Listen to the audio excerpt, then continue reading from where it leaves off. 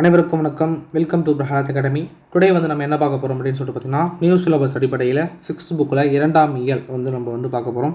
So அவங்க வீடியோக்குள்ளே போகலாம். ஸோ 2வது இயலில் என்ன கொடுத்துருக்காங்கன்னு சொல்லிட்டு பார்த்தீங்கன்னா, சிலப்பதிகாரம் அப்படின்ற ஒரு டாபிக் கொடுத்துருக்காங்க. ஸோ சிலப்பதிகாரம்ன்றது ரொம்ப ஃபேமஸான டாபிக். பட் அது சிலபஸில் இருக்கா அப்படின்னு சொல்லிட்டு பார்த்தீங்கன்னா இல்லை. பட் நம்ம என்ன பண்ண போகிறோம்னு சொல்லிட்டு பார்த்தீங்கன்னா, நியூ சிலபஸ் ஓரியன்டாக இந்த மாதிரி சிலபஸில் இல்லாத டாபிக்ஸ் எப்படிலாம் கேட்பாங்க அப்படின்றத அனலைஸ் பண்ணி அப்படியே ஃப்ரீயாக பார்த்துட்டு போயிட்டே இருக்கலாம்.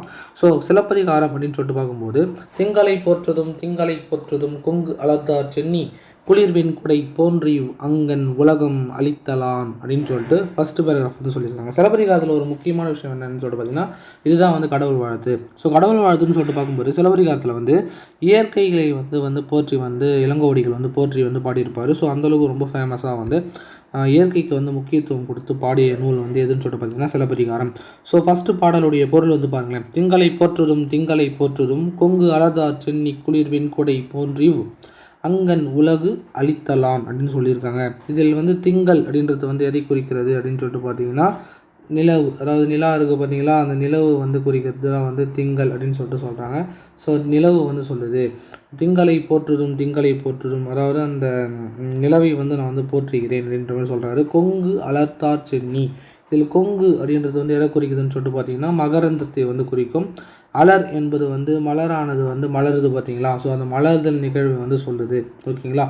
சென்னி குளிர் வெண்கொடை போன்று அங்கன் உலகு அளித்தலான் அப்படின்னு சொல்லியிருக்காங்க. இந்த பாடலோட பொருள் என்ன அப்படின்னு சொல்லிட்டு பார்த்தீங்கன்னா, தேன் நிறைந்த ஒரு ஆத்தி மலர் இருக்குது பார்த்தீங்களா. அந்த அத்தி மலரை மாலையை அணிந்தவர் யாருன்னு சொல்லிட்டு பார்த்தீங்கன்னா சோழன். ஓகேங்களா. சென்னி என்பது சோழன் தானே. ஸோ அப்போ அந்த சோழனை சொல்லுது. தார் என்பது எதை குறிக்கிறதுன்னு சொல்லிட்டு பார்த்தீங்கன்னா மாலையை சொல்லுது. ஸோ அந்த தேன் நிறைந்த அத்தி மலரை மாலையாக அணிந்த சோழ மன்னன் சொல்லுது. அவனுடைய அந்த வெண்கொற்றொடை இருக்குல்ல, அந்த வெண்கொற்றொடை ரொம்ப குளிர்ச்சி பொருந்தியதாக இருக்குது. அதே போலவே அந்த வெண்ணிலவு திங்கள், அதாவது வெண்ணிலவு எப்படி இருக்குன்னு சொல்லிட்டு பார்த்தீங்கன்னா, ஒளியாக உலகுக்கு இன்பத்தை தருது. அதனால் நம்ம என்ன பண்ணணும், அந்த நிலாவான சந்திரனை நம்ம போற்றணும் அப்படின்னு சொல்லிட்டு இந்த பாடலோட பொருள் சொல்லுது. ஓகேங்களா. 2வது பாடல் என்னது பாருங்கள். ஞாயிறு போற்றுதும் காவிரி நாடன் திகிரி போல் பொற்கோட்டு மேருவளம் தெரிதலான் அப்படின்னு சொல்லிட்டு இந்த பாடல் சொல்லுது. காவிரி எங்கே ஆறு பாய்ந்து வளருதுன்னா, நம்முடைய சோழ மன்னனுடைய ஆட்சியில் காவிரி நாடு ஆறு நன்றாக பாய்ந்து அந்த சோழ நாட்டிற்கு வளத்தை சேர்க்குது. ஸோ அப்படி வளத்தை சேர்க்கின்ற அந்த காவிரி பாயும் ஆறையில் ஆட்சி புரிபவன் தான் யார் அப்படின்னு சொல்லிட்டு பார்த்தீங்கன்னா சோழ மன்னன். அவனுடைய ஆணை சக்கரம் திகிரி அப்படின்றது ஆணை சக்கரத்தை சொல்லும். அந்த ஆணை சக்கரம் போல அந்த கதிரவன் சூரியன் இருக்கான் பார்த்தியா, பொன் போன்ற சிகரங்களுடைய இமயமலையை வலப்புறமாக சுற்றி வரான். அதனால் நான் சூரியனையும் போற்றுகிறேன் அப்படின்னு சொல்லிட்டு சொல்கிறாங்க. ஞாயிறு போற்றுதும் சூரியனையும் போற்றுகிறேன். காவிரி நாடுன்னா சோழ நாட்டில் யானை சக்கரம் போல சூரியன் பொற்கோட்டு மேருன்றது இமயமலையை சொல்லுது. பொற்கோட்டுனா பொன்மயமான சிகரம் அப்படின்றது சொல்லுது. அந்த இமயமலையை சுற்றி வருவதால் அந்த சூரியனையும் நான் போற்றுகிறேன் அப்படின்னு சொல்லிட்டு இந்த 2வது பாடல் சொல்லுது. 3வது பாடல் பாருங்கள். மாமழை போற்றுதும் நாம நீர்வேலி உலகிற்கு அவன் அளித்த போல் மேல் நின்று தான் சுரத்தலான் அப்படின்னு சொல்கிறாங்க. அச்சம் தரும் கடல் இருக்குது. அந்த அச்சம் தரும் கடலை எல்லையாக கொண்ட அந்த உலகிற்கு மன்னன் அப்படின்னு சொல்லிட்டு ஒருத்தர் இருப்பார். அவர் தான் அந்த நாட்டிற்கு அருள் புரிவார். மக்களை செல்வ வளத்தோடு பாதுகாப்பார். அதுபோல் மழை வானிலிருந்து பொழிந்து என்ன பண்ணுது, மக்களை காப்பாற்றுது.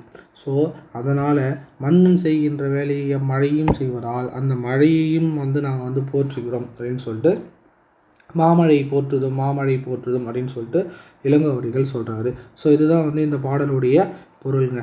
ஓகேங்களா. அடுத்தது சொல்லும் பொருளும் பாருங்கள். நம்ம சொன்னது அப்படியே எல்லாமே இருக்கும். திங்கள் என்பது என்ன சொல்லுதுன்னா நிலவு. கொங்கு என்பது மகரந்தத்தை சொல்லுது. அலர் என்பது மலர்தலை சொல்லுது. திகிரி ஆணை சக்கரம். பொற்கோட்டு பொன்மயமான சிகரத்தில். மேரு என்பது இமயமலையை சொல்லுது. நாமநீர் அப்படின்றது அச்சம் தரும் கடலை குறிக்கிறது. அலி என்பது எதை சொல்லுதுன்னா கருணை என்றது சொல்லுது. ஓகேங்களா. பாடலுடைய பொருள் சொன்னது தான் இருக்கும். அப்படி பார்த்துக்குங்க. இப்போது சிலப்பதிகாரம். இந்த சிலப்பதிகாரம் என்ற நூல், இந்த காப்பியத்தை எழுதினது யார் அப்படின்னு சொல்லிட்டு பார்த்தீங்கன்னா இளங்கோவடிகள். இவர் சேர மரபை சேர்ந்த ஒரு மன்னர். ஓகேங்களா. இவருடைய நூற்றாண்டுன்னு சொல்லிட்டு பார்க்கும்போது கிபி 2ஆம் நூற்றாண்டு அப்படின்னு சொல்லிட்டு சொல்கிறாங்க. ஐம்பெருங்காப்பியங்களில் ஒன்று தான் சிலப்பதிகாரம். ஐம்பெருங்காப்பியங்களில் முதல் காப்பியம் அப்படின்னு சொல்லிட்டு கேட்டாலும் சிலப்பதிகாரத்தை சொல்லலாம். இதுவே தமிழனுடைய முதல் காப்பியம், முத்தமிழ் காப்பியம், குடிமக்கள் காப்பியம் எவ்வாறெல்லாம் வந்து அழைக்கப்படுகிறது. சிலப்பதிகாரமும் மணிமேகலையும் சேர்ந்து இரட்டை காப்பியங்கள் என்று அழைக்கப்படுகிறது. திங்கள் ஞாயிறு மழை இயற்கையை வாழ்த்துவதாக இந்த நூல் தொடங்குகிறது. ஓகேங்களா, அதுதான் நம்ம பார்த்துருக்கோம். ஓகேங்களா, ஸோ இதில் எப்படி கேட்கலாம்னு சொல்லிட்டு பார்த்தீங்கன்னா, கீழ்கண்டவற்றில் சிலப்பதிகாரத்திற்கு பொருந்தாதது எது அப்படின்னு சொல்லிட்டு கேட்டிங்கன்னா, முத்தமிழ் காப்பியம், குடிமக்கள் காப்பியம், இரட்டை காப்பியம், முதல் காப்பியம் அப்படின்லாம் கொடுக்குறாங்கன்னா, இரட்டை காப்பியங்கள் என்பது மணிமேகலையும் சிலப்பதிகாரத்தையும் சேர்த்து குறிக்கிறது. தனிப்பட்ட முறையில் சிலப்பதிகாரத்தை குறிக்கல. ஸோ அதனால் ஆன்சர் இரட்டை காப்பியங்கள்னு சொல்லிட்டு சொல்லலாம். சப்போஸ் ட்விஸ்ட் வச்சாங்கன்னா இப்படி வைக்கலாம். ஆனால் முதல் காப்பியம் என்று பார்க்கும்போது சிலப்பதிகாரம் தானே. ஸோ அதனால் ஆன்சர் இரட்டை காப்பியங்கள் வரும். ஸோ இந்த மாதிரி தான் கொஷின்ஸ் கேட்பாங்க. ஃப்ரெண்ட்ஸ், இதில் நல்லா ஒன்று புரிஞ்சுங்க. இப்போ கொடுத்துருக்கிற சிலபஸுக்கு நாங்கள் இந்த 6th 10th ஸ்டாண்டர்ட் லெவல்னு சொல்கிறதால கொஷின் சிலபஸில் இருக்கிற வேர்ட் நல்லா பார்த்துக்குங்க. அதை வச்சு எப்படி வேணாலும் கொஷின் கேட்கலாம். அவங்க கொஷின் கேட்டுட்டு நாங்கள் சிலபஸில் கொடுத்துக்கிற டாபிக் ஏற்ற மாதிரி மாற்றி அவங்க ஃபார்ம் பண்ணிப்பாங்க. ஸோ அதனால் சிலப்பதிகாரம் புக்கில் இல்லை, பாரதியார் புக்கில் இல்லை, சிலபஸில் இல்லை அப்படின்னு சொல்லிட்டு ஒமிட் பண்ணிடாதீங்க. ஓகேங்களா, அதுக்கு தான் சொல்கிறேன். அடுத்தது என்னன்னு சொல்லிட்டு பார்த்தீங்கன்னா, காணி நிலம். ஸோ இந்த காணி நிலம் அப்படின்ற பாடலை எழுதினவர் யாருன்னு சொல்லிட்டு பார்த்தீங்கன்னா நம்ம பாரதியார் தான். ஸோ இந்த பாடல் ரொம்ப அருமையாக இருக்கும். பாருங்களேன். காணி நீளம் வேண்டும், பராசக்தி காணி நீளம் வேண்டும், அங்கு தூணில் அழகியதாய் நன்மாடங்கள் தொய்ய நிறத்தினதாய், அந்த காணி நீளத்திடையே ஓர் மாளிகை கட்டித்தர வேண்டும். இந்த மாதிரி அந்த பாடல் போகும். ஸோ நான் பாடல் அப்படியே பாடி காமிக்கிறது இல்லைன்னா நீங்கள் கமெண்ட் பண்ணுங்கள். ஸோ அது உங்களுக்கு பிடிச்சிருந்ததுன்னா நான் பண்ணுறேன். ஸோ காணி நிலம் வேண்டும், பராசக்தி காணி நிலம் வேண்டும், அங்கு தூணில் அழகியதாய் நன்மாடங்கள் துய்ய நிறத்தினதாய், அந்த காணி நிலத்திடையே ஒரு மாளிகை கட்டித்தர வேண்டும், அங்கு கேணி அருகினிலே தென்னை மரம் கீற்றும் இளநீரும் 10-12 தென்னை மரம் பக்கத்திலே வேணும், நல்ல முத்துச்சுடர் போல நிலாவொளி முன்பு வர வேணும், அங்கு கத்துங்குயில் ஓசை சற்றே காதில் பட வேணும், எந்த சித்தம் மகிழ்ந்திடவே நன்றாய் இளம் தென்றல் வர வேணும் அப்படின்னு சொல்லிட்டு பாரதியார் சொல்கிறார். ஓகேங்களா, ஸோ இதில் காணி என்பது எதை சொல்லிதுன்னா நில அளவை குறிக்கிற ஒரு சொல். மாடங்கள் என்பது அந்த மாளிகையினுடைய அடுக்குகள் இருக்குது பார்த்தீங்களா, அதை சொல்லும். சித்தம் என்பது எதை குறிக்கிறதுனா உள்ளம் என்பதை குறிக்கிறது. ஸோ இந்த பாடல் பொருள் அந்த பாடலை படிக்கும் போதே உங்களுக்கு ரொம்ப ரொம்ப ஈஸியாக புரியும். ஓகேங்களா, ஸோ பாடலோட பொருள் என்ன சொல்லுதுன்னா, எனக்கு காணி அளவு ஒரு நிலம் வேணும், அங்கே ஒரு மாளிகையை எனக்கு கட்டி கொடுத்துருவா, அழகான தூண்கள் இருக்கணும், தூய நிறமுடையதாக அந்த மாடங்கள்லாம் இருக்கணும், நல்ல நீரையுடைய கிணறும் அருகிலேயே இருக்கணும், அந்த வீட்டுக்கு அருகிலேயே இருக்கணும், அங்கே இளநீரும் கீற்றும் தரும் தென்னை மரங்கள்லாம் அதிகமாக வேணும், முத்து போன்ற நிலாவொளி அந்த இடத்துல வீசணும். அமாவாசைக்கு எப்படி சார் வீசும்னு கேட்காதீங்க, வீசும், அவருக்கு வீசும், ஏன்னா கவிஞர் இல்லை. காதுக்கு இனிய குயிலின் குரலாசை கேட்கணும், உள்ளம் மகிழுமாறு இளந்தென்றல் தவழணும் அப்படின்னு சொல்லிட்டு பாரதியார் இந்த பாடலுடைய பொருள்லாம் சொல்லியிருக்காரு. ஓகேங்களா, ஸோ இப்போ பாரதியார் அப்படின்னு சொல்லிட்டு அவரை பற்றி பார்க்கணுன்னு சொல்லிட்டு பார்த்தீங்கன்னா 20ஆம் நூற்றாண்டின் ஒரு முக்கிய கவிஞர் யாருன்னு சொல்லிட்டு பார்த்தீங்கன்னா நம்மளுடைய பாரதியார். அவருடைய இயற்பெயர் சுப்பிரமணியன். இளமையிலேயே ஒரு சிறப்பாக கவி பாடும் திறனை பெற்றிருக்கார். அதனால் அவர் எட்டயபுரம் மன்னரால் பாரதி என்று அவர் சிறப்பிக்கப்பட்டார். தன்னுடைய கவிதையினுடைய வழியாக என்ன பண்ணியிருப்பார்னா விடுதலை உணர்வு ஊட்டியிருப்பார். எக்கச்சக்கமான விடுதலை கவிதைகளை எழுதியிருக்காருங்க. மண் உரிமைக்காகவும் பெண் உரிமைக்காகவும் பாடியவர் யாருன்னு சொல்லிட்டு பார்த்தோன்னா நம்மால் பாரதியார் தான். ஸோ நாட்டுப்பற்றும் மொழிப்பற்றும் மிக்க பாடல்களை அவர் பாடியிருக்காரு. இவர் எழுதின நூல்கள்லாம் என்னன்னு சொல்லிட்டு பார்த்தீங்கன்னா பாஞ்சாலி சபதம், கண்ணன் பாட்டு, குயில் பாட்டு, பாப்பா பாட்டுன்னு எக்ஸட்ரா போயிட்டே இருக்கும். நம்ம புக்கில் கொடுத்துக்கிறது இதுதான். நம்ம லெசன் வைஸாகவும் ஸ்டாண்டர்ட் வைஸாகவும் போகும்போது அவரை பற்றி நம்ம டீட்டெயிலாக பார்ப்போம். ஸோ பாரதியார் கவிதைகள் என்னும் தொகுப்பில் இந்த பாடல் இடம்பெற்றுள்ளது. பாரதியார் சிலபஸில் இல்லை சார்னு பார்க்காதீங்க, பட் ஐஎன்எம்மில் வராருல, ஸோ அதனால் ஐஎன்எம்மில் நம்ம பார்த்து தான் ஆகணும். அதனால் எல்லாமே படிங்க. தமிழில் கொடுத்தது எல்லாமே மோஸ்ட்லி எல்லாத்துக்கும் யூஸ் ஆகும். அடுத்தது சிறகின் ஓசை அப்படின்னு சொல்லிட்டு ஒரு லெசன். ஸோ இந்த சிறகின் ஓசை என்ன சொல்லுது அப்படின்னு சொல்லிட்டு பார்த்தீங்கன்னா பறவைகள் இருக்குது பார்த்தீங்களா, ஸோ அந்த பறவைகளுடைய வலசை போதல், இடம்பெயர்வுகள், அதை பற்றிலாம் இந்த லெசன் டீட்டெயிலாக சொல்லுவோம். ஸோ பறவைகள் கண்டம் விட்டு கண்டம் பறக்கும்போது பெருங்கடலையும் மலையும் கடந்து வந்து போயிட்டுருக்கும். குறிப்பிட்ட காலத்துக்கு பின்னாடி வந்து மீண்டும் வந்து புறப்பட்ட இடத்துக்கே வந்து அந்த பறவைகள் வந்து வந்து சேரும். ஸோ இந்த மாதிரி வர அந்த ரொட்டீனான நிகழ்வு தான் வந்து என்னன்னு சொல்லுவாங்கன்னு சொல்லிட்டு பார்த்திங்கன்னா வலசை போதல் அப்படின்னு சொல்லிட்டு நம்ம சொல்லுவோம். ஸோ இதற்காக வந்து பறவைகள் வந்து ஒரு இடத்தை விட்டு இன்னொரு இடத்துக்கெல்லாம் இடம்பெயருதுன்னு சொல்லிட்டு பார்த்திங்கன்னா உணவுக்காகவும் இருப்பிடத்திற்காகவும் தட்பவெப்பநிலை மாற்றத்திற்காகவும் இனப்பெருக்கத்திற்காகவும் இந்த 4 ரீசனுக்காக தான் என்ன பண்ணுதுன்னா பறவைகள் வந்து இடம்பெயருது.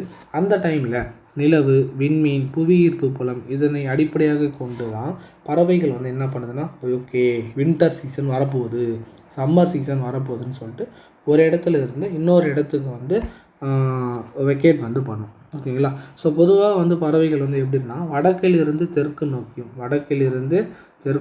வந்து போகுது. அப்புறம் மேற்கிலிருந்து கிழக்கு நோக்கியும் வந்து என்ன பண்ணுது பறவைகள் வந்து வலசை வந்து போகுது. ஸோ பறவைகள் வந்து என்ன பண்ணணும் தங்களுக்குன்னு ஒரு வழித்தடத்தை வந்து தேர்ந்தெடுத்து அந்த பாதையிலே தான் பறக்கும். சில பறவைகள் சில இனங்கள் வந்து தாய் நிலங்களுக்கு வந்து திரும்பும். சில பறவை இனங்கள் வந்து போவதற்கும் வருவதற்கும் வேறு வழி வச்சுக்கும். போகும்போது ஒரு வழி, வரும்போது ஒரு தனி வழி, அந்த மாதிரி வந்து வரும். ஸோ இப்போ பயணம் செய்யும்போது சில வகை பறவைகள் என்ன பண்ணுன்னு சொல்லிட்டு போனால் இரைகள் ஓய்வு வந்து எடுக்கணுன்றதுக்காக வந்து கீழே வந்து தரையிறங்கும். சில பறவைகள் வந்து எதுவுமே தேவையில்லைன்னு சொல்லிட்டு ஸ்ட்ரைட்டாக என் கோல் அதுதான், நான் அங்கே தான் போய் இறங்குவேன் அப்படின்னு சொல்லிட்டு அடம் பிடிச்சி போய் இறங்கும். ஸோ இந்த மாதிரி வந்து பறவைகள் வந்து இறங்கும். ஸோ வலசையின் போது பறவையினுடைய உடலில் ஏற்படும் மாற்றங்கள்லாம் என்னன்னு சொல்லிட்டு பார்த்தோம்னா தலையில் வந்து சிறகு வளரும். அப்புறம் வந்து இறகுகளுடைய நிறம் வந்து மாறும். அதன் பிறகு வந்து உடலில் வந்து கற்றையாக வந்து முடி வந்து வளரும். ஓகேங்களா. இதெல்லாம் வந்து பறவைகள் வந்து வலசை வந்து போகும்போது வந்து இடம் மாறும். ஓகேங்களா. இப்போ நம்மளே வந்து ஒரு நாட்டில் இருந்து இன்னொரு நாட்டுக்கு வந்து போகும்போது நம்மளுடைய உடலில் சில மாற்றங்கள் வந்து ஏற்படும். அதுபோல் வந்து பறவையினுடைய உடம்புல வந்து இந்த மாதிரி மாற்றங்கள்லாம் வந்து ஏற்படுது. ஓகேங்களா. ஸோ அதில் இப்போ இம்பார்ட்டண்ட்டாக வந்து என்னென்னு சொல்லிட்டு பார்த்தீங்கன்னா தமிழ்நாட்டிலேருந்து வெளிநாட்டு பறவைகள் வந்து வலசை வருவது வந்து வழக்கம். அதை பற்றி நம்மளுடைய இலக்கியத்தில் வந்து பல்வேறான கருத்துக்கள் வந்து இருக்குது. அதில் குறிப்பாக நம்ம சொல்லணும்னு சொல்லிட்டு பார்த்தீங்கன்னா 1500 ஆண்டுகளுக்கு முன்னாடி வாழ்ந்த சக்தி முத்த புலவர் என்ற ஒருத்தர் வந்து இருக்கார். அவர் நாராய் செங்கல் நாராய் அப்படின்ற பாடலை வந்து எழுதியிருக்காரு. அந்த பாடலில் இருக்கிற தென் திசை குமரியாடி வடதிசைக்கு ஏகுவீர் ஆயின் அப்படின்ற ஒரு பாடல் வரி. இந்த பாடல் வரி வந்து அந்த பறவைகள் வந்து வலசை போதல் நிகழ்ச்சியை வந்து சொல்லுது அப்படின்னு சொல்லிட்டு சொல்கிறாரு. அப்புறம் ஐரோப்பாவிலிருந்து தமிழ்நாட்டுக்கு செங்கல் நாரைகள் வந்து வருது. அது வந்து தற்போதைய ஆய்வில் வந்து உறுதிப்படுத்தியிருக்காங்க. வெளிநாட்டு பறவைகளுக்கு புகலிடமாக வந்து நம்முடைய தமிழ்நாடு வந்து திகழுது. ஸோ தற்போது வந்து வெகுவாக அழிந்து வரும் ஒரு பறவை இனம் எது என்று கேட்டாங்கன்னா நம்ம சிட்டுக்குருவி அப்படின்னு சொல்லிட்டு சொல்கிறோம். அந்த சிட்டுக்குருவி பார்க்கும்போது ரொம்ப சின்னதாக இருக்கும், பழுப்பு நிறத்தில் வந்து இருக்கும். ஆண் பெண் வேறுபாட்டெலாம் வந்து அந்த நிறத்தின் அடிப்படையிலோ அந்த உடல் அமைப்பின் அடிப்படையிலோ வந்து நம்ம என்ன பண்ணலாம் தெரிஞ்சுக்கலாம். அதாவது ஆண் குருவியினுடைய தொண்டை பகுதி வந்து எப்படி இருக்குன்னு சொல்லிட்டுனா கருப்பு நிறத்தில் இருக்கும், உடல் பகுதி வந்து அடர் பழுப்பாக இருக்கும். ஸோ பெண் குருவியினுடைய உடல் முழுவதும் வந்து மங்கிய பழுப்பு நிறத்தில் வந்து இருக்கும். சிட்டுக்குருவி கூடு கட்டி வாழும் பறவையினத்தை வந்து சார்ந்தது. ஓகேங்களா. அதெல்லாம் வந்து நீங்கள் அப்படியே படிச்சிங்கிற ஒன்று இருக்காது. ஸோ சிட்டுக்குருவி வந்து 3 முதல் 6 முட்டைகள் வந்து விடும். எத்தனை 3 to 6 முட்டைகள் விடும். ஸோ அது வந்து 14 நாள்கள் வந்து அடை காக்கும்.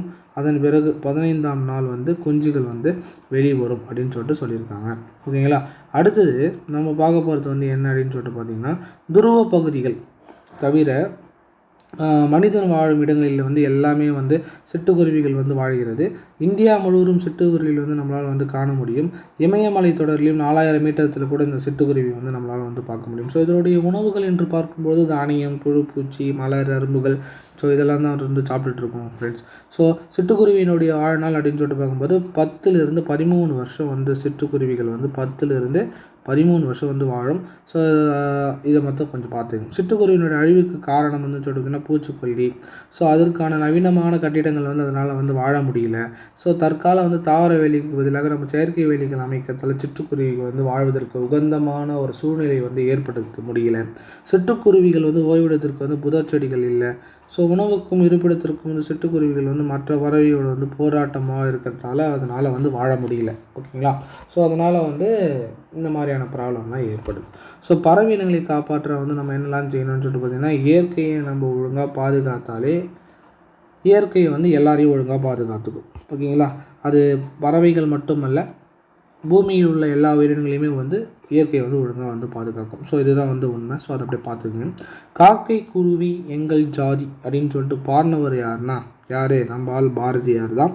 ஸோ அவர் தான் வந்து காக்கை குருவி எங்கள் ஜாதி அப்படின்னு சொல்லிட்டு பாடியிருப்பார். அவர் என்ன பண்ணுவாருன்னு சொல்லிட்டு பார்த்தீங்கன்னா, தன்னுடைய மனைவி வந்து சமைப்பதற்காக வச்சுருந்த அந்த அரிசியை கொஞ்சம் எடுத்துன்னு போயிட்டு சா குருவிக்கு அதுக்கெல்லாம் வந்து போடுவார். அதுக்கு சண்டை வரும். அதுக்கப்புறம் போய் கேட்டால், நம்மளுக்கு வந்து கை கால்லாம் இருக்குது, நம்ம என்ன ஒன்று படித்து சாப்பிட்டுக்கலாம், பட் அதுங்களுக்கு தான் ஒன்றுமே இல்லையே, என்ன பண்ணுன்னு சொல்லிட்டு பேசுவாராம். இதனால் வந்து வீட்டில் நிறைய சண்டைலாம் வரும்னு சொல்லிட்டு ஒரு ஆர்டிக்கலை வந்து படிச்சிருக்கேன். ஸோ இந்தியாவுடைய பறவை மனிதர் அப்படின்னு சொல்லிட்டு நம்ம பார்க்கும்போது, இன்றைய பறவையியல் ஆய்வுகளுக்கு முன்னோடி வந்து யாருன்னா டாக்டர் சலீம் அலி. ஓகேவா? ஸோ தன்னுடைய வாழ்நாள் முழுவதும் வந்து பறவைகளுக்கு வந்து அர்ப்பணித்தவர்.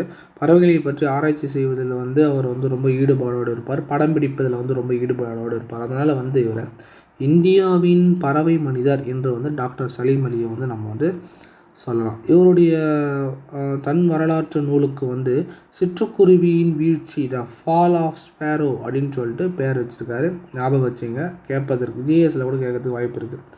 மனிதன் இல்லாத உலகில் வந்து பறவைகள் வந்து வாழ முடியும். பறவைகள் இல்லாத உலகில் மனிதனால் வந்து வாழ முடியாது. உண்மைதாங்க.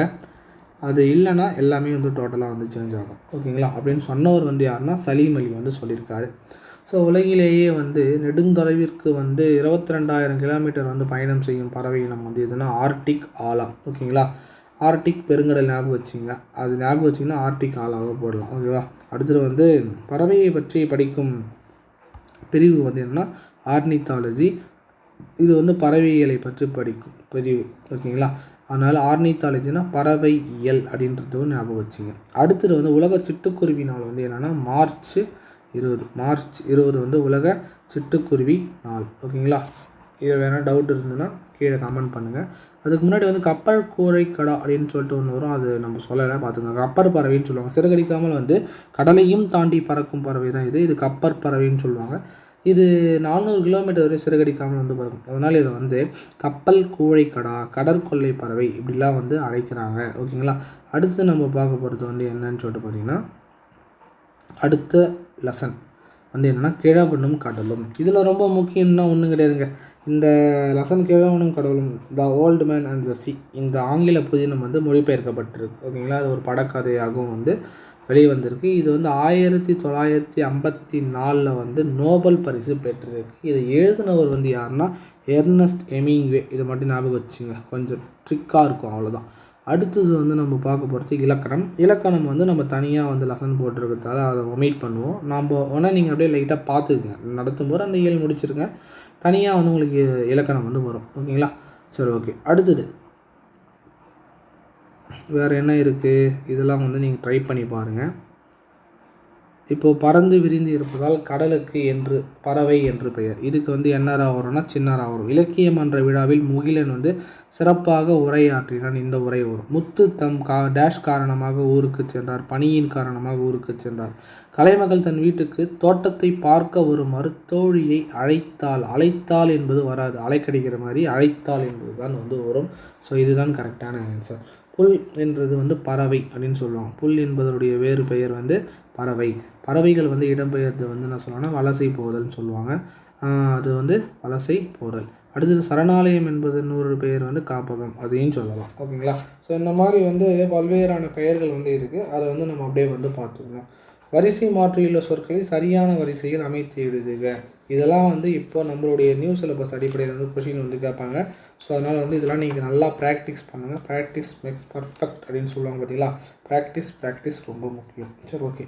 அடுத்தது வந்து நம்ம பார்க்க போகிறது, இதை நீங்கள் ப்ராக்டிஸ் பண்ணுங்கள். நான் வந்து தனியாக ஒரு டாப்பிக்காக போடுறேன். அடுத்தது இரட்டை காப்பியங்கள் ஒன்று. இரட்டை காப்பியங்கள்னு பார்க்கும்போது சிலப்பதிகாரம் மணிமேகலை. முதலெழுத்துக்களுடைய எண்ணிக்கை வந்து 30. திங்கள் என்பதனுடைய பொருள் வந்து என்னென்னா நிலவையும் குறிக்கும், மாதம் என்பதையும் வந்து குறிக்கும். ஓகேங்களா? அதன் பிறகு வந்து திங்கள் என்பது ஒரு தேதி, ஒரு கிழமையும் வந்து குறிக்கிறது.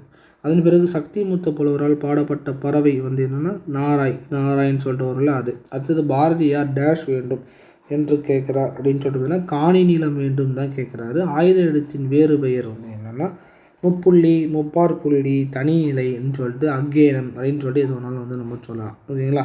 அடுத்தது வந்து கலைச்சொல் அறிவோம் அறியலாமா? கண்டம் அப்படின்றது வந்து என்னென்னா கான்டினென்ட் அப்படின்னு சொல்லுவாங்க. வலசை அப்படின்றது வந்து எதை குறிக்கிறதுனா மைக்ரேஷனை வந்து குறிக்குது. தட்பவெப்பநிலைன்றது கிளைமேட்டையும், புகலிடம் என்பது சாங்சுவரி அப்படின்றதையும், வானிலை என்பது வெதரையும், புவி ஈர்ப்பு புலம் என்பது வந்து கிராவிடேஷனல் ஃபீல்ட் அப்படின்றதையும் வந்து குறிக்குது. ஓகேங்களா? ஸோ ஃப்ரெண்ட்ஸ், இதுதான் வந்து நம்மளுடைய செகண்ட் இயல் அடுத்தது வந்து திருக்குறள் இருக்குது. ஸோ திருக்குறள் அப்படின்னு சொல்லிட்டு பார்க்கும்போது கடவுள் வாழ்த்தில் வந்து நம்ம திருவள்ளுவர் முதல் எடுத்தோடனே என்ன சொல்கிறாருன்னு சொல்லிட்டு பார்த்தீங்கன்னா, அகர முதல எழுத்தெல்லாம் ஆதி பகவன் முதற்றே உலகு. எப்படி வந்து எழுத்துக்களுக்கெல்லாம் தொடக்கம் வந்து அகரம் என்னும் எழுத்தோ, அதுபோல் ஆதி பகவன் தான் உலகிற்கு வந்து தொடக்கம் அப்படின்னு சொல்லிட்டு திருவள்ளுவர் வந்து சொல்கிறார். ஓகேங்களா? எழுத்துக்களுக்கெல்லாம் தொடக்கம் வந்து எனும் எழுத்து, அது வந்து குறில் என்பதால் வந்து அகரம் அப்படின்னு சொல்லிட்டு நம்ம சொல்கிறோம். அதுபோல் உலகத்திற்கெல்லாம் தொடக்கம் வந்து ஆதி பகவான் அப்படின்னு சொல்லிட்டு அவர் சொல்கிறார். வான் சிறப்பில் வந்து அவர் என்ன சொல்கிறாருன்னா, விண்ணின்று போய் பின் விரிநீர் வியன் உலகத்து உள் நின்று உடற்றும் பசி அப்படின்னு சொல்கிறார். அப்போது மழை வந்து உரிய காலத்தில் பெய்யாமல் போச்சுன்னா உலகத்தில் இருக்கிற உயிர்கள்லாம் எல்லாத்தையும் பசி வாட்டி எடுத்துடும் அப்படின்னு சொல்லிட்டு சொல்கிறார். ஓகேங்களா? அப்போது எவ்வாறு வந்து உலகத்திற்கு மழை ரொம்ப ரொம்ப முக்கியமோ, உலகத்தோடைய உயிர்களுக்கு பசி இல்லாமல் இருக்கிறது ரொம்ப ரொம்ப முக்கியம். அதுக்கு மழை என்பது ரொம்ப ரொம்ப முக்கியம். அப்போ தான் எல்லாமே நமக்கு கிடைக்கும். ஸோ இதனிருந்து திருவள்ளுவர் என்ன சொல்கிறாருன்னா, மழைக்கு அவ்வளோ முக்கியத்துவம் கொடுத்து பேசுகிறார். கெடுப்பதுவும் கெட்டார்க்கு சார்வாய் மற்ற ஆங்கே எடுப்பதுவும் எல்லாம் மழை. இது வந்து என்ன அளபடைன்னு சொல்லிட்டு பார்த்தீங்கன்னா, இன்னிசை அளபடை வந்து சொல்லுது. இலக்கணத்தில் நான் டீட்டெயிலாக சொல்லுவேன், அதை பார்த்துங்க. ஸோ உரிய காலத்தில் மழை வந்து பெய்யலைன்னா நாசமாக போச்சு. உரிய காலத்தில் மழை பெஞ்சு காப்பாற்றுறதும் வந்து எதுன்னு சொல்லிட்டு பார்த்திங்கன்னா மழை தான் அப்படின்னு சொல்லிட்டு திருவள்ளுவர் சொல்கிறார். ஓகேங்களா? ஸோ அதனால் மழை என்பது எந்த காலத்தில் எப்போது பெய்ய வேண்டும் என்பது வந்து ரொம்ப ரொம்ப முக்கியம். நம்ம அறுவடை பண்ணுற டைமில் வந்து மழை பெஞ்சதுனாலும் நாசமாக போச்சு. அதனால் வந்து எந்த டைமில் வந்து பெய்யணும் அப்படின்றது ரொம்ப முக்கியம். ஸோ மழை வந்து எந்த டைமில் பெய்கிறோமோ அந்த மாதிரி நம்ம இந்த திருக்குறள் மூலமாக என்ன கற்றுக்கணும்னு சொல்லிட்டு பார்த்திங்கன்னா, அந்த எக்ஸாம் வர டைமில் கரெக்டாக படித்து முடிச்சிடணும். அதை விட்டுட்டு நம்ம அதுக்கப்புறமா படித்தோன்னா அடுத்த எக்ஸாமுக்கு யூஸ் ஆகும். பட் இந்த வரப்போகிற எக்ஸாமுக்கு யூஸ் ஆகணும் இல்லை, அந்த மாதிரி நீங்கள் ஞாபகம் வச்சுக்கோங்க. அடுத்தது வந்து நீத்தார் பெருமை. ஸோ நீத்தார் பெருமையில் வந்து என்ன சொல்கிறாருன்னா, செயற்கரிய செய்வார் பெரியர் சிறியர் செயற்கரிய செய்கலாதார். முடியாத செயலையும் முடித்து காட்டுபவர் தான் பெரியோர், முடியாது என்பவர் வந்து சிறியோர் அப்படின்னு சொல்லிட்டு சொல்கிறார். நீங்கள் பெரியவங்களா சிறியவங்களா அப்படின்னு சொல்லிட்டு நீங்கள் தான் வந்து ஜட்ஜ் பண்ணிக்கணும். ஓகேங்களா? எல்லாருமே பெரியவங்க தான், முடியும். ஓகேங்களா? அதை மட்டும் ஞாபகம் வச்சுக்கோங்க. அடுத்தது வந்து தன்மீன் தம் மக்கள் அறிவுடைமை மாநிலத்து மண்ணுயிர்க்கு எல்லாம் இனிது. இந்த திருக்குறள் வந்து என்ன சொல்லுதுன்னு சொல்லிட்டு பார்த்தீங்கன்னா, தம்மை விட தம் பிள்ளைகள் வந்து ரொம்ப அறிவுடையோர் அப்படின்னு சொல்லிட்டு மக்களுக்கு வந்து ரொம்ப ரொம்ப ரொம்ப மகிழ்ச்சி அப்படின்னு சொல்லிட்டு சொல்கிறாங்க. அதாவது ஒரு தாய் தந்தை அதெல்லாம் நினைப்பாங்க, தம்மை விட தம்முடைய பிள்ளைகள் ரொம்ப அறிவாளிப்பா, கெட்டிசாலி பிள்ளைப்பா, ரொம்ப புத்திசாலியாக இருக்காப்பா பையன் அப்படின்னு சொல்லிட்டு மற்றவங்க சொல்லும்போது அதுதான் பெற்ற மக்களுக்கு ரொம்ப ரொம்ப மகிழ்ச்சி அப்படின்னு சொல்லிட்டு சொல்கிறார். அடுத்தது, ஈன்ற பொழுதின் பெரிதுவக்கும் தன் மகனை சான்றோன் என கேட்ட தாய். தன் பிள்ளையினுடைய புகழை கேட்ட தாய் பெற்றெடுக்கும் போது அடைந்த மகிழ்ச்சியை விட பெரும் மகிழ்ச்சி அடைவான். ஓகேங்களா? அதற்கு நல் புகழை வந்து நம்ம வந்து அடைய வேண்டும். நல்ல பேர் எடுக்கும்போது அந்த தாய் அளவற்ற மகிழ்ச்சியை அடைவாள் அப்படின்னு சொல்லிட்டு திருவள்ளுவர் வந்து சொல்கிறார். அன்புடைமை என்னும் அதிகாரத்தில் அன்பிலார் எல்லாம் தமர்க்குரியர் அன்புடையார் என்பும் உரியர் பிறர்க்கு. அன்பில்லாத எல்லா பொருளும் தமக்கே என்பார்கள். அதாவது என்ன சொல்கிறாங்கன்னா, அன்பு இல்லாமல் இருக்கிறாங்க பார்த்தீங்களா, அவன் எல்லா பொருளும் எனக்கு தாண்டா எனக்கு தாண்டா எனக்கு தாண்டா எனக்கு தாண்டான்னு சொல்லிட்டு அடிச்சு போனாங்க. ஆனால் அன்பு இருக்கிறவங்க எல்லாமே தன்னுடைய உடம்பு, தன்னுடைய உடல், தன்னுடைய ஆவி, தன்னுடைய மெய் எதுவாக இருந்தாலும் இது உனக்கு தாண்டா, உனக்காக தாண்டா நான் வாழறேன் அப்படின்னு சொல்கிற ஒரே உள்ளம் வந்து பார்த்தோன்னா பேரண்ட்ஸ். ஸோ அந்த மாதிரியான ஒரு உண்மையான அன்பாக வந்து இருக்கும் அப்படின்னு சொல்லிட்டு திருவள்ளுவர் சொல்கிறாரு. வேறு யாரும் சொல்ல முடியாது. உண்மையான அன்புன்னு சொல்லிட்டு பார்த்தாலே பேரண்ட்டு தான் இந்த காலத்தில். ஸோ அதனால தான் நான் அவளை சொன்னேன், உனக்காக தாண்டா நான் வாழறேன் அப்படின்னு சொல்லுவாங்க பார்த்தீங்களா. ஸோ அந்த மாதிரி. ஸோ அடுத்தது வந்து அன்பின் வழியது உயிர்நிலை அக்திலார்க்கு என்புதோல் போர்த்த உடம்பு. இந்த திருக்குறள் என்ன சொல்லுதுன்னு சொல்லிட்டு பார்த்தீங்கன்னா, அன்பு இருக்கிற உடல் தாங்க உண்மையான உடல், மற்றதெல்லாம் வெறும் எலும்பு தோல் தான் அப்படின்னு திட்டிடுறார் திருவள்ளுவர். ஓகேங்களா? நம்ம திருவள்ளுவர் வந்து ஃபஸ்ட்டு சாஃப்டாக சொல்லுவார், அடுத்தது ஓகே கொஞ்சம் வார்னிங் கொடுப்பார், அப்புறம் தம்சம் பண்ணிட்டு திட்டிட்டு தான் சொல்லுவார். இந்த மாதிரி டைப்பு. ஃபஸ்ட்டு என்ன சொல்கிறாருன்னா, அன்பு இருப்பது தான் உயிரல்ல உடல். அன்பு இருந்ததுன்னா அது உண்மையான ஒரு உயிருள்ள உடல். அன்பு அப்படின்ற ஒரு விஷயம் அதில் இல்லைன்னா அது வெறும் எலும்பு தான். இருந்தால் என்ன, இல்லைன்னா என்ன, எலும்புந்தோலும் தான் அப்படின்னு சொல்கிறார். இனியவை கூறல். பணிவுடையவன் இன்சொலன் ஆதல் ஒருவர்க்கு அணியல்ல மற்று பிற. இந்த திருக்குறள் என்ன சொல்லுதுன்னா, பணிவும் இன்சொல்லுமே ஒருவனுக்கு மிக சிறந்த அணிகலன், மற்றவையெல்லாம் அணிகலனே கிடையாது. நம்ம போட்டுட்ருக்கோம் பார்த்தீங்கன்னா ஜுவல்ஸு, அதெல்லாம் ஒரு அணிகலனுக்கு யூஸ் ஆகாது. என்ன சார் சவரன் வைக்கிற வேலைக்கு யூஸ் ஆகாதுன்னு கேட்காதீங்க, பட் அதான் உண்மை. பணிவும் இன்சொல்லுமே, நீங்கள் எல்லாமே போட்டுக்கிட்டு திமிராக நடந்துக்கிட்டாலும் உங்களை யாரும் மதிக்க போகிறது கிடையாது. ஓகேங்களா? ஸோ அதனால் அந்த பணிவும் இந்த இன்சொல், அந்த இனிய சொல்லு தான் ஒருத்தருக்கு மிக சிறந்த அணிகலன். ஆட்டிடியூட்லாம் காமிப்பாங்க பார்த்தீங்களா, அவங்களுக்கு பிடிக்குமா, நீங்களே சொல்லுங்கள், பிடிக்காது. ஸோ அதனால் வந்து அந்த பணிவும் இன்சொல்லுமே இருக்கிறவங்க மட்டும்தான் ஒரு மிக சிறந்த அணிகலனாக வந்து அவங்களுக்கு இருக்கும். மற்ற போட்டுக்கிறது எல்லாமே அணிகலன் தான். ஓகேங்களா? யாருக்கு? அந்த மாதிரி ஆட்டிடியூடில் இருக்கிறவங்களுக்கு மட்டும்தான், மற்றவங்களுக்கு அது வந்து கிடையாது. அடுத்தது இனியவை கூறல். அடுத்தது இனிய உளவாக இன்னார கூறல் கனி இருப்ப காய் கவர்ந்தற்று. இனிய சொல் இருக்கும்போது இன்னா சொல் பேசுவது கனி இருக்கும்போது காயை உண்பதற்கு சமம்.